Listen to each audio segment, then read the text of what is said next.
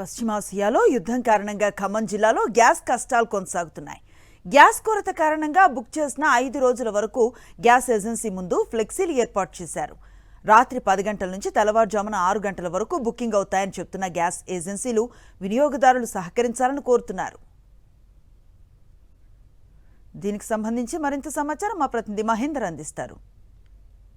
Israel యుద్ధం ఎఫెక్టుతో gas కష్టాలు మొదలయ్యాయి. ఖమ్మం జిల్లాలో ఎక్కడ గ్యాస్ ఏజెన్సీల్లో పెద్ద ఎత్తున రద్దీ కనిపిస్తుంది, ఒక అడావుడికి సంబంధించి కనిపిస్తుంది. ఎందుకంటే గ్యాస్ మళ్ళీ దొరుకుతుందో లేదో అన్న ఉద్దేశంతో కూడా చాలామంది గ్యాస్ ఏజెన్సీల వద్దకు వస్తున్న పరిస్థితి కనిపిస్తుంది. ఇప్పటికే కమర్షియల్ సంబంధించిన గ్యాస్ సంబంధించి సరఫరా కూడా పూర్తిగా నిలిపివేస్తారు. కేవలం ఇళ్లకు సంబంధించి మాత్రమే ఈ సరఫరా సంబంధించి చేస్తున్న పరిస్థితి కనిపిస్తుంది. ఒకసారి మనం చూడొచ్చు, ఈ సిలిండర్లు పూర్తిగా సంబంధించి ఖాళీ అయినాయి. అంటే ఈ గత వారం రోజుల్లో వ్యవధిలో చూసుకుంటే పూర్తిగా ఇన్ని సిలిండర్లకు సంబంధించి తీసుకొచ్చి మళ్ళీ కొత్తవి తీసుకెళ్లారు.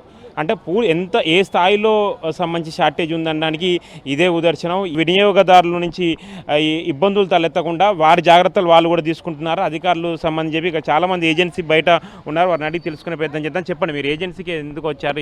వాళ్ళు ఏమంటున్నారంటే ఆన్లైన్ చేయించుకోండి, వారం పడుతుంది, 10 రోజులు పడుతుంది. 10 రోజులు ఎక్కడ వండుకొని తినాలి, ఎట్లా తినాలి, ఇవన్నీ సమస్యనే ఉంది. 100% చూసాము, ప్రత్యక్షంగా చూసాము. 10 రోజుల దాకా మరి ఎట్లా వండుకోవాలి, ఎట్లా ఉండాలి, మరి కొంచెం ఇది చొరవ తీసుకొని మీ ద్వారా. ఎన్ని రోజుల నుంచి ఉంది సిచ్యువేషన్ ఇట్లా టైట్ పోయి? వారం 10 రోజుల నుంచి చూపిస్తూ ఉన్నారు. ఇంకా తీవ్రం అవుతుందేమని చెప్పి అనిపిస్తుంది మాకు కూడా.